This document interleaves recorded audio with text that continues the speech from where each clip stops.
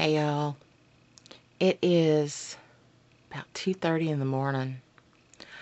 I am a night owl by nature, but I really should be sleeping because I'm supposed to get up in the morning and go with my mom to my granddad's house because my cousin Marcy and her husband and daughter are going to be there. They got in tonight, drove up from Texas, from the Dallas-Fort Worth area. And I love my cousin Marcy. She's so funny. Really fun to be around. And Jim is too. And their daughter's gorgeous and neat. But I fell asleep this afternoon and slept for hours. And I'm not really sleepy. I feel kind of hungover because I slept too much. I thought I'd talk a little bit about my beliefs, I guess. If you've watched all of my videos, or if you've known me for a while, you already know that I am very spiritual, but I am not traditionally spiritual in any way. I do not belong to any church, and I don't really hold to any religion's dogmas and belief systems. I don't. My own belief system is very open and subject to change at any time. You hear me playing with my sizzlers, which I've got my monitor back here kind of to my side, so that's what I'm looking at. Hello you, hello me. Yeah, I've got 3 of them and I just keep messing with them, so that's what you're hearing. So anyway, and I have become someone who's been trying to contact the spirit world via spirit boards. I would like to be part of some seances if I could find a group that did that, and where they knew what they were doing and they were legitimate, not just thrill seekers and not goofballs. But so far I have been unsuccessful at finding anyone. But I wanted to show you a little part of, I'm not sure if I really consider it spirituality or not, because I don't think really spirits have anything to do with the cards. I'm not sure why the cards draw like they do. I think a lot of it has to do with me. I do have some psychic abilities, but I've never really known what to do with them, to strengthen them and really use them for anything. So learning to read tarot cards, which is what I'm talking about by cards, it has been something that I've actually turned out to be really, really good at.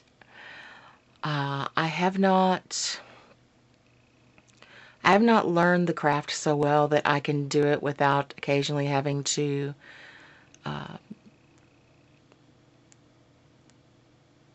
consult my books. I had a little fibro brain freeze there. I do that a lot. Thank God for editing. I'll leave it in this time so you can see what one of my brain freezes is like. It's just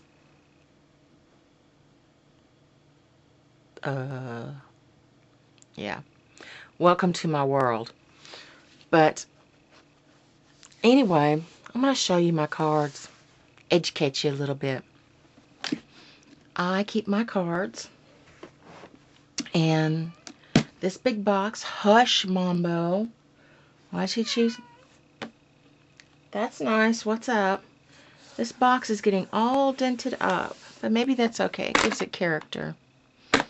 I think this was supposed to be for makeup, cosmetic type things, but I use it for this type of things.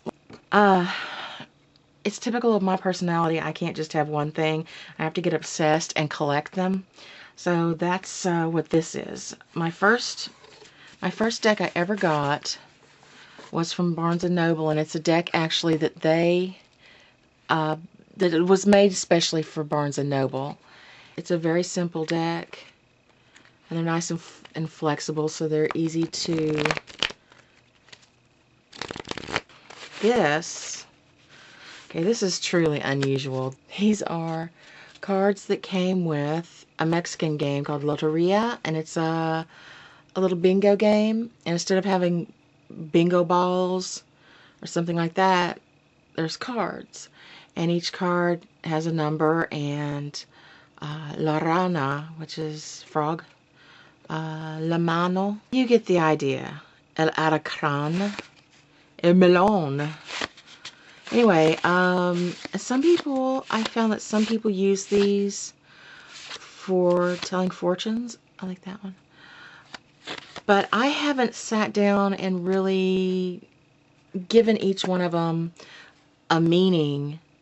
So I'm still really unclear on how to use these for fortune telling. I bought the set with the little bingo cards and everything because I like the artwork on them. And that's why I got them years and years ago. And this is a deck that I got recently. I suppose this is really my most recent deck. This is the White Cat Tarot. And my favorite card is actually right here on the top of the deck. This is the Death card. And it looks pretty traditional, except for if you get close, you can see there's a little cat tail peeking out from under the Reaper's robe, and that cracks me up. Specifically, oh, this is funny. The one of Wands. Oh Christ! One of Wands has a cat using it as a scratching post. That cracks me up. Anyway, you get the idea. I won't make you look at the whole deck. They're awfully cute, though. Awfully, awfully. Quite traditional, but quite fun. And I bought this patch with white cats on it and sewed it on the little pouch that I keep them in. So I thought that was fun.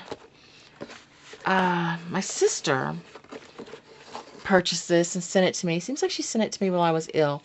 It's a little book, and it's about the tarot, and it's just got these charming little illustrations. I'm trying to get the light off of it. Beautiful little illustrations. Oh.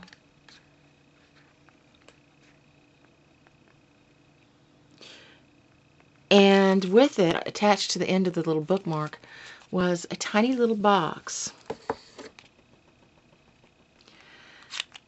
And inside the box, there is a full deck of 78 tarot cards. They're itty tiny, and I'm not going to take them out right now because I usually end up with a disaster on my hands when I start taking them out. But then I found that there's a full-size deck, which is still small for tarot, but they're big enough that one can see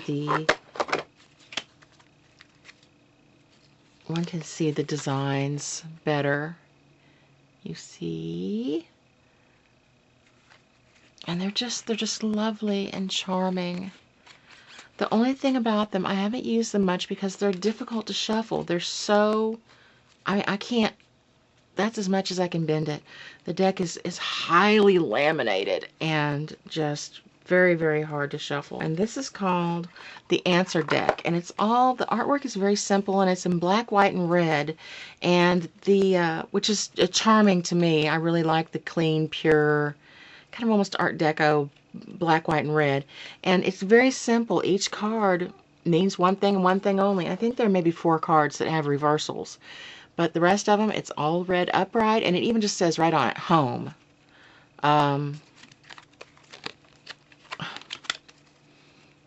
Solitude. And I've actually found these to be very accurate. This is actually not tarot cards at all, but is a pendulum. And I make these